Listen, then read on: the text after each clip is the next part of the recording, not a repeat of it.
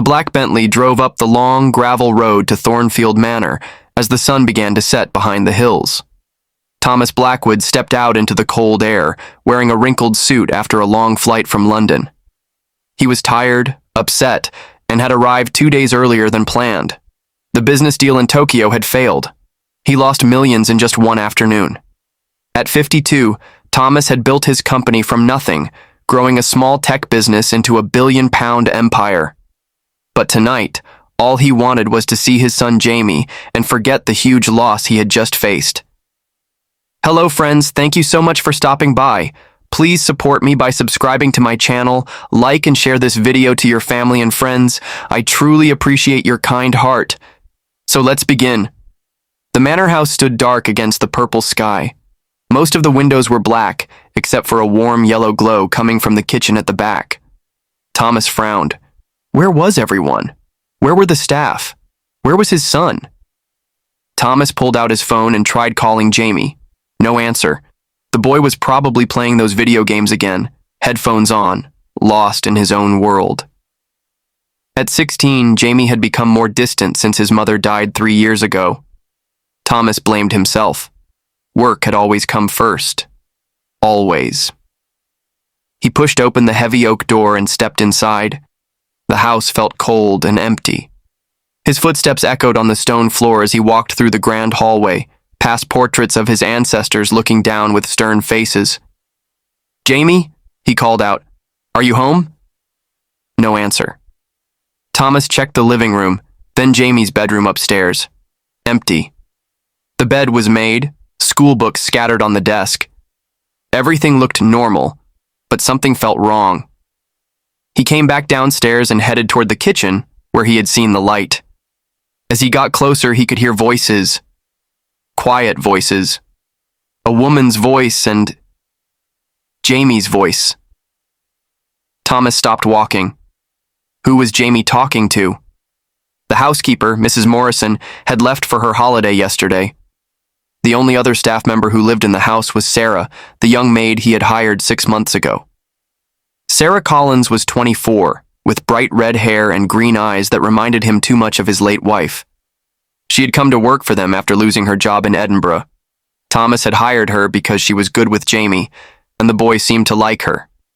But now, hearing voices in the kitchen at 9 o'clock at night, Thomas felt a cold worry creep up his spine. He moved closer to the kitchen door, which was slightly open. The voices became clearer. You did so well today, Jamie, Sarah was saying, her Scottish accent soft and warm. I'm really proud of you. Do you think he'll be proud too? Jamie's voice sounded different, younger somehow, nervous. Of course he will. Your father loves you very much. Thomas pressed himself against the wall, listening. What were they talking about? What had Jamie done? But what if I mess up again? Jamie said. What if I can't do it when he's watching? Hey, look at me, Sarah said gently. You won't mess up. We've been practicing for weeks. You're ready. Practicing? Practicing what? Thomas felt his heart start to beat faster. All sorts of terrible thoughts ran through his mind. Sarah was young and beautiful. Jamie was 16, confused, missing his mother. Had something inappropriate happened between them? Thomas had trusted Sarah completely. She had seemed so professional, so caring. But now, hidden conversations in the kitchen, secret practicing sessions. What did it all mean? He pushed the door open slightly and peered inside. What he saw made him freeze.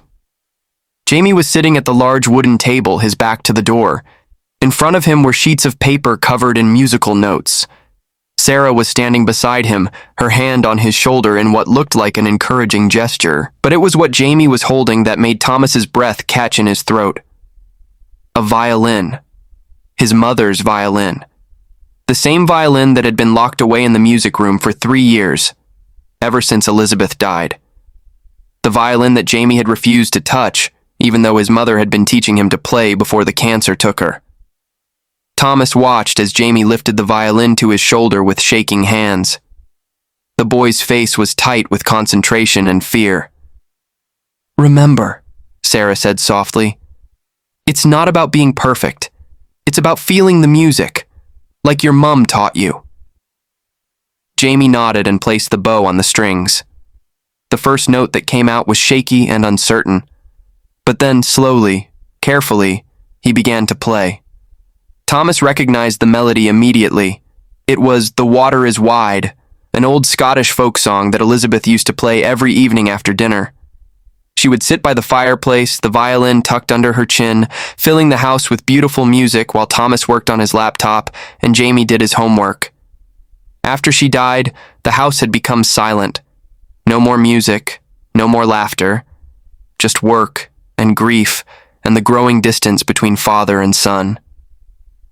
But now, Jamie was playing his mother's song. It wasn't perfect. His fingers stumbled on some of the notes, and once he had to stop and start again. But there was something in the music that made Thomas's eyes fill with tears. It was love. It was memories. It was his son trying to connect with the mother he missed so much. When Jamie finished, he lowered the violin and looked at Sarah with worried eyes. "Was that okay?" he asked. Sarah smiled, and Thomas could see she was crying too. "That was beautiful, Jamie. Your mum would be so proud." "Do you really think so?" "I know so, and your dad will think so too." Jamie shook his head. "I don't know if I can play it for him. What if he gets upset? What if it makes him think about Mum and he gets sad again?" Thomas felt like someone had punched him in the stomach. His son was worried about making him sad? Jamie had been carrying this fear, this love, this beautiful gesture, and he was afraid to share it because he didn't want to hurt his father. "Jamie," Sarah said, sitting down next to him, "your dad loves you more than anything in the world, and he loved your mum more than anything too. This music, it's not about sadness. It's about love that never dies. It's about keeping your mum's memory alive in a beautiful way. But he's always so busy, and when he's not busy, he's just sad. I don't want to make it worse." "You won't make it worse. Trust me, this will make everything better." Thomas leaned against the doorframe, overwhelmed by what he was hearing. How had he missed this? How had he not seen that his son was struggling with the same grief, the same love, the same need to remember Elizabeth? And Sarah, this young woman he had hired to clean and cook, had been helping his son in ways Thomas had never imagined. She had seen what Jamie needed when his own father had been too blind with grief and work to notice. "When is he coming back?" Jamie asked. "Tomorrow night, I think," Sarah said. "Maybe we should tell him you want to play something for him." "No," Jamie said quickly. "I want it to be a surprise. It's his birthday next week, remember? I want to play this for him as a birthday present, like Mum used to do." Thomas had forgotten his own birthday. He had forgotten a lot of things lately. "Okay," Sarah said. "We'll keep practicing until you feel ready. But Jamie, you're already ready. You're braver than you know. Will you help me when I play for him?" "Of course. I'll be right there with you." Thomas watched as his son carefully placed the violin back in its case. The way he handled it, with such love and care, reminded Thomas so much of Elizabeth. She had held that violin the same way, like it was something precious and sacred. "Sarah," Jamie said as they started to clean up the sheet music.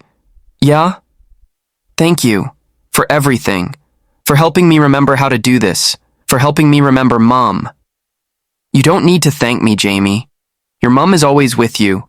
The music just helps you feel her close. I miss her so much sometimes. I know you do.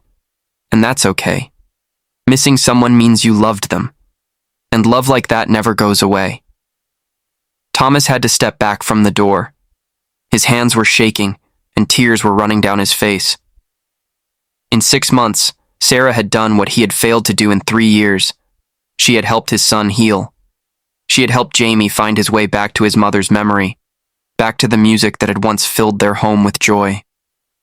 He thought about all the times he had seen Sarah and Jamie together, reading in the library, working in the garden, cooking dinner. He had assumed she was just being kind, just doing her job. but now he understood. She had been helping his son grieve, helping him remember, helping him find his way back to the things that mattered. And Thomas had been too busy, too wrapped up in his own pain to see any of it. He heard footsteps coming toward the door and quickly stepped back into the shadows of the hallway. Jamie and Sarah came out of the kitchen, talking quietly about practice times and keeping the surprise secret. "Good night, Sarah," Jamie said, and Thomas was surprised to hear something in his son's voice that had been missing for 3 years. Happiness. "Good night, Jamie. Sweet dreams." Thomas watched his son head upstairs, actually whistling softly to himself. When had Jamie last whistled? When had he last seemed genuinely happy about anything? After Jamie disappeared upstairs, Sarah went back into the kitchen. Thomas stood in the hallway for a long time, thinking about what he had witnessed. His first instinct had been suspicion, fear, anger. But what he had found was love. Not romantic love, but something deeper and more important. Caring, healing, family. Sarah had given his son something Thomas had been unable to give. Hope. The next morning, Thomas pretended to arrive home as planned. He made noise with his luggage, called out greetings, acted like he had just gotten back from Tokyo. Jamie came running downstairs, and Thomas was shocked by the change in his son's face. There was light in his eyes that hadn't been there in years. "Dad, you're home early." "The meeting finished sooner than expected," Thomas lied, pulling his son into a hug. "I missed you." "I missed you too, Dad." "How was Japan?" "Complicated, but I don't want to talk about work. I want to hear about you. What have you been up to while I was gone?" Jamie's face lit up with excitement, but then he seemed to remember something and tried to look casual. "Oh, just school stuff. Sarah helped me with my history project." "That's good. Where is Sarah, by the way?" "She's in the garden, I think." "Dad?" "Yes?" "Your birthday is next week." Thomas smiled. "Is it? I'd forgotten." "Well, I haven't. I'm planning something special." "What kind of special?" Jamie grinned mysteriously. "It's a surprise, but I think you'll like it. I think it will remind you of good things." That evening at dinner, Thomas watched Sarah and Jamie interact. He saw the easy way they talked to each other, the way Sarah encouraged Jamie to tell stories about school, the way she listened to every word like it was the most interesting thing in the world. Thomas realized he hadn't listened to his son, really listened, in months, maybe years. "Sarah," he said suddenly, interrupting a story Jamie was telling about his science class. "Yes, Mr. Blackwood?" "I want to thank you for everything you do for this family, for Jamie especially." Sarah looked surprised. "It's my job, sir, and Jamie makes it easy. He's a wonderful young man." Jamie blushed and smiled at the same time. "Still," Thomas said, "I want you to know that I notice, and I'm grateful." The week passed slowly. Thomas found himself working less, spending more time at home. He took long walks around the estate, thinking about his life, his son, his dead wife, and the young woman who had somehow started to heal his broken family. On his birthday morning, Jamie was practically vibrating with excitement at breakfast. "So," Thomas said, buttering his toast, "what's this surprise you've been planning?" "After dinner," Jamie said firmly, "in the music room." Thomas's hand stopped moving. The music room. They hadn't been in there since Elizabeth died. The door had been locked, the piano covered with a sheet, the violin case gathering dust on the shelf. "The music room?" Thomas asked carefully. "Yeah, Sarah helped me. Clean it up a bit. Get it ready." That evening, after a dinner of all Thomas's favorite foods, which Sarah had somehow known, though he couldn't remember telling her, Jamie led his father down the hall to the music room. Thomas hesitated at the door. "Jamie, are you sure about this?" "Trust me, Dad." Jamie opened the door, and Thomas stepped inside. The room looked exactly as it had when Elizabeth was alive. The piano was uncovered and polished. Sheet music was arranged neatly on the music stand. Candles flickered on the mantelpiece, casting warm light on the walls lined with Elizabeth's books about music and composers. And there, in the center of the room, was Sarah, holding Elizabeth's violin case. "Happy birthday, Dad," Jamie said, his voice shaking with nervousness and excitement. Sarah handed the violin case to Jamie, gave him an encouraging smile, and took a seat in the corner of the room. She was there for support, Thomas realized, but this moment belonged to father and son. Jamie opened the case with trembling hands and lifted out the violin. For a moment, he just stood there, holding it like he was afraid it might break. "Jamie," Thomas said softly, "you don't have to." "Yes, I do," Jamie interrupted. "I want to. For you. For Mum. For me." He lifted the violin to his shoulder, just as Thomas had seen him do that night in the kitchen. But this time, there was no hesitation. Jamie began to play "The Water is Wide," and the notes filled the room with beauty and memory and love. Thomas closed his eyes and could almost see Elizabeth sitting in her favorite chair, smiling as she listened to their son play her favorite song. When he opened his eyes, Jamie was watching him with worried eyes, still playing but clearly nervous about his father's reaction. Thomas smiled through his tears and nodded encouragingly. Jamie's face lit up, and he played the rest of the song with growing confidence. When the last note faded away, the room was silent except for the soft flickering of the candles. "That was beautiful," Thomas whispered. "That was perfect." "Really? Really? Your mother would be so proud." "I am so proud." Jamie carefully placed the violin back in its case and then ran to his father. Thomas wrapped his arms around his son and held him tight, feeling closer to him than he had in years. "How long have you been learning to play again?" Thomas asked. "Sarah's been helping me for about 2 months. She found Mum's old sheet music and thought maybe I was ready to try again." Thomas looked over at Sarah, who was sitting quietly in the corner, tears streaming down her face. She had given them this moment. She had made this healing possible. "Sarah," Thomas said, "come here." She stood up hesitantly. "I should probably go and let you two—" "No," Thomas said firmly. "You should be here. You're part of this family now." Sarah's eyes widened in surprise. "You've given us something I thought we'd lost forever," Thomas continued. "You've given us back our music, our memories, each other." I could see how much Jamie missed his mum, and how much you both needed to find your way back to the things that made you happy. "How did you know?" Thomas asked. "About the music? About Elizabeth?"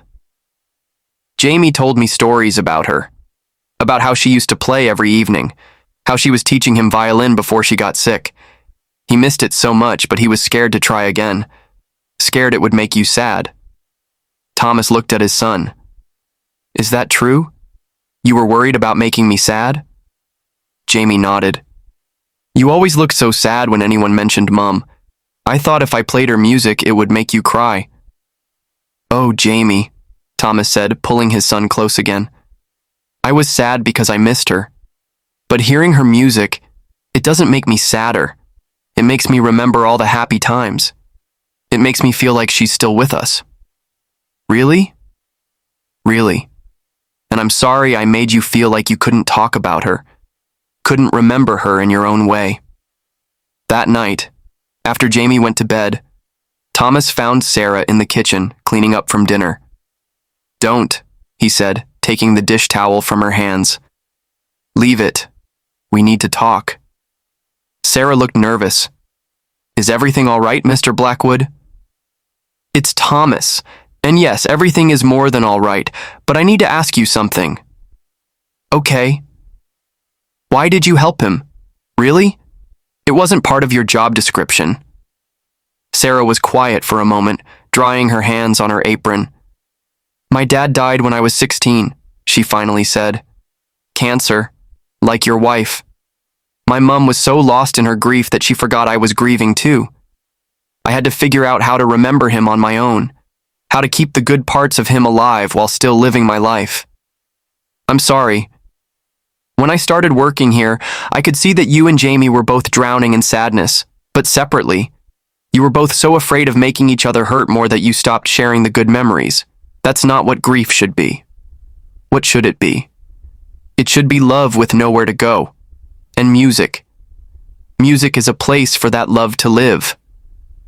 Thomas stared at this remarkable young woman who had somehow understood his family better than he understood it himself. I have another question, he said. Okay. Will you stay? Not just as a maid, but as family? Jamie needs you. And honestly, so do I. Sarah smiled, the same warm smile that had been healing his son for months. I'd like that very much. 6 months later, Thomas came home from work to find Sarah and Jamie in the music room playing a duet. Sarah had learned to play piano, and they were working through one of Elizabeth's favorite pieces together. Thomas stood in the doorway, listening, and for the first time since Elizabeth died, the house felt like home again. Not because they had forgotten their grief, but because they had learned to let it live alongside their joy. Jamie looked up and saw his father in the doorway. Dad, come listen to what Sarah taught me today. And Thomas did. He sat in Elizabeth's favorite chair and listened to his son and the woman who had saved their family fill the room with music and laughter and love.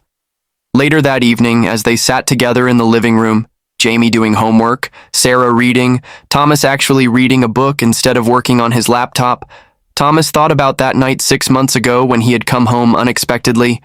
He had been so afraid of what he might find, so ready to be angry, to be hurt, to be betrayed again by life. Instead, he had found exactly what his family needed. Not romance, not scandal, not something to tear them apart, but something to bring them back together. He had found love in its purest form, one human being caring enough about another to help them heal. And in helping Jamie heal, Sarah had somehow healed them all. Sarah, Thomas said suddenly. Yes? What you did for Jamie, for us. How can I ever repay you? Sarah looked up from her book and smiled. You already have. You let me be part of a family again. You let me help bring music back to this house. That's payment enough. Jamie looked up from his homework. Plus, Dad, you're paying her salary. They all laughed, and the sound filled the house like music. Outside, the Scottish wind howled across the hills, but inside Thornfield Manor, there was warmth and light and the sound of a family learning to be whole again. And sometimes, in the evenings when the work was done and the day was ending, Elizabeth's violin would sing again, played by her son's careful hands, filling the house with memories that no longer hurt, but healed instead. The billionaire had come home unexpectedly and found his maid with his son. What he saw was not what he feared, but what he never dared to hope for: the beginning of healing, the return of joy, and the discovery that love comes in many forms. Sometimes the most unexpected thing is exactly what you need, and sometimes coming home early is the best decision you'll ever make. 1 year later, Thomas stood in the same spot where he had first discovered Sarah and Jamie in the kitchen. But now, everything was different. The house was alive with sound and laughter. Jamie's friends came over regularly now, drawn by the warmth that had returned to Thornfield Manor. Sarah had become more than a maid or even a family friend. She was the heart that had helped this broken family beat again. Dad! Jamie called from the music room. Come quickly! You have to hear this! Thomas smiled and walked toward the music room, where he found Jamie and Sarah working on a new piece. But they weren't alone. Mrs. Morrison, the housekeeper, had returned from her holiday months ago and now spent her evenings learning to play the old piano. Even some of the groundskeepers had started joining their informal music sessions. What's all the excitement about? Thomas asked. We've been invited to play at the Highland Festival next month, Jamie said, his eyes bright with excitement. Sarah wrote a letter to the organizers and they want us to perform as a family group. A family group? Thomas raised an eyebrow. Well, Sarah said, blushing slightly, I hope that's okay. I told them about how music brought your family back together, and they thought it would be a beautiful story to share. Thomas looked around the room at these people who had become his world. Jamie, no longer the sad, withdrawn boy he had been. Sarah, who had given up job offers in Edinburgh to stay with them. Mrs. Morrison, who had become like a grandmother to Jamie. Even the groundskeepers, who now felt comfortable enough to join their evening music sessions. "I think that sounds perfect," Thomas said, "but I have one condition." "What's that?" Jamie asked. "We need to make it official first." Sarah looked confused. "Make what official?" Thomas reached into his jacket pocket and pulled out a small velvet box. But before anyone could get the wrong idea, he opened it to reveal not an engagement ring, but something else entirely. "Sarah Collins," he said formally, "I would like to offer you the position of music director of Thornfield Manor. Full salary, full benefits, and most importantly, the official title of Jamie's second mum." Sarah's hands flew to her mouth. "Thomas, I don't know what to say." "Say yes," Jamie said quickly. "Say yes, because I already told everyone at school that you're basically my mum now anyway." "Jamie," Sarah laughed, tears streaming down her face. "It's true. And besides, someone needs to keep Dad from working all the time." Thomas laughed. It was true. In the past year, he had learned to leave the office at reasonable hours. He had learned to say no to weekend meetings. He had learned that the most important deals weren't made in boardrooms, but in living rooms, over dinner tables, and in music rooms filled with laughter. "The ring isn't for marriage," Thomas explained quickly, seeing Sarah's wide eyes. "It's a family ring. My grandmother's ring. Elizabeth wore it before she got her engagement ring. It's meant to symbolize belonging to this family." Sarah looked at the simple gold band with its small emerald. "Thomas, I can't accept this." "Yes, you can," Mrs. Morrison said firmly from her spot at the piano. "Child, you've been part of this family since the day you helped that boy find his music again. It's time you made it official." "Please, Sarah," Jamie said. "You're the best mum I could have asked for. I mean, after my real mum, but she would have loved you. I know she would have." Sarah looked around the room at all the faces watching her hopefully. These people had become her family too. After losing her parents, after struggling to find her place in the world, she had found something better than she had ever dared to hope for. "Yes," she whispered. Then louder, "Yes, I would be honored." Thomas slipped the ring onto her finger, and Jamie threw his arms around both of them. Mrs. Morrison started playing a celebratory tune on the piano, and soon everyone was laughing and hugging and making plans for the Highland Festival. That night, after everyone had gone to bed, Thomas found Sarah sitting in the garden, looking up at the stars. "Having second thoughts?" he asked, sitting down beside her on the stone bench. "No," she said, "just thinking about how strange life is. A year ago, I was just looking for a job. I never imagined that you'd end up with a ready-made family, that I'd end up with the family I always dreamed of." They sat in comfortable silence for a while, listening to the wind in the trees and the distant sound of sheep in the hills. "Sarah," Thomas said eventually, "can I ask you something?" "Of course." "That night when I came home early and heard you and Jamie in the kitchen, what would you have done if I had reacted badly? If I had been angry or suspicious?" Sarah was quiet for a long moment. "I would have been sad," she said finally, "but I still would have helped him. Jamie needed to find his way back to his mother's memory, and he needed to know that loving her didn't mean he had to stay sad forever. Even if you had fired me, I would have found a way to help him." "Why?" "Because that's what love does. It finds a way." Thomas nodded. He understood now. Love wasn't just the romantic kind that he had shared with Elizabeth. Love was Sarah staying up late to help Jamie practice violin. Love was Mrs. Morrison learning piano at 70 years old just to be part of their music sessions. Love was Jamie worrying about making his father sad. Love was Thomas finally learning to put family before work. Love was Sarah Collins walking into their lives and refusing to let them stay broken. 6 months later, the Highland Festival was more beautiful than any of them had imagined. They performed 3 songs: The Water is Wide, which Jamie played as a violin solo, a Scottish folk song that Sarah had arranged for violin and piano, and a new piece that Thomas had surprised everyone by writing himself. "Ladies and gentlemen," the festival announcer said to the crowd, "please welcome the Blackwood Family Ensemble, playing music that brings families together and keeps love alive." As they walked onto the small stage, Thomas looked out at the audience and saw faces filled with warmth and expectation. But more importantly, he looked to his left and right and saw his family. Jamie, confident and happy, carrying his mother's violin. Sarah, nervous but excited, ready to accompany him on piano. And even Mrs. Morrison, who had insisted on joining them for their final song. When Jamie began to play The Water is Wide, the entire festival fell silent.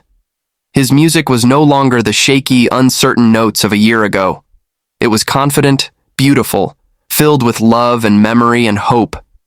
As he played, Thomas thought about Elizabeth.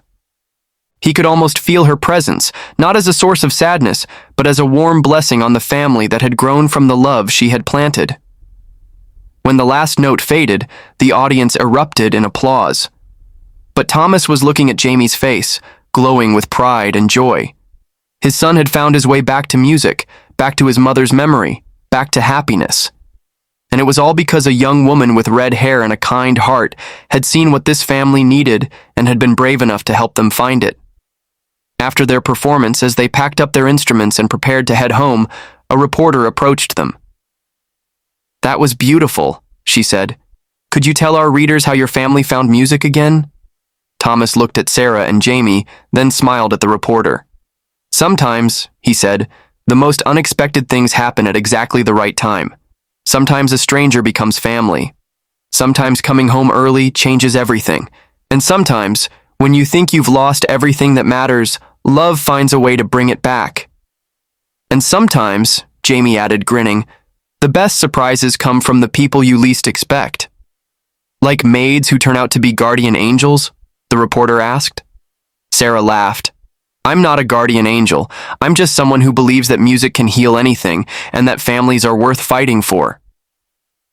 As they drove home that evening, the car filled with chatter about their performance and plans for next year's festival, Thomas caught Sarah's eye in the rearview mirror. "Thank you," he mouthed silently. She smiled back, understanding exactly what he meant. That night, as Thomas tucked Jamie into bed, something he had started doing again after years of being too busy, his son looked up at him with serious eyes. "Dad?" "Yes?" "Do you think Mum knows about Sarah, about how happy we are now?" Thomas sat down on the edge of the bed and thought carefully about his answer. "I think your mum sent Sarah to us," he said finally. "I think she knew we needed help finding our way back to each other, and she made sure the right person came along at the right time." Jamie smiled sleepily. "I think so too. And Dad?" "Yeah? I'm glad you came home early that night. I'm glad you heard us in the kitchen." "Me too, son. Me too." As Thomas turned off the light and headed downstairs, he found Sarah in the music room, playing piano softly.